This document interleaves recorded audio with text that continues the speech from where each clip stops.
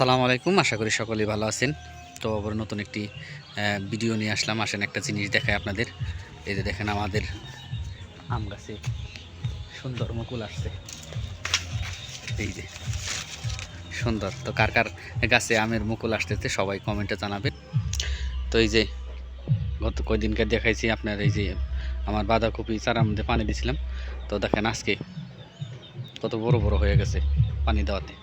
আবার এইগুলো মোটামুটি অনেক বড় হয়ে গেছে। কমেন্টে জানাবেন কেমন হলো না হলো। ধন্যবাদ। তো আমি আপনাদের এই যে দেখেন আমরা যে মূলা বুনছিলাম, তো মূলাগুলো কত বড় হয়েছে, অনেক সুন্দর মূলা হয়েছে। আবার লাল শাক দিয়ে দিছি। আর একটা জিনিস দেয় যে একটা কাঁচা আছি, এটা আমরা খাবো। আব্বা চলতেছে, অনেক মিষ্টি মূলা। তো ভালো থাকবেন সবাই, ধন্যবাদ।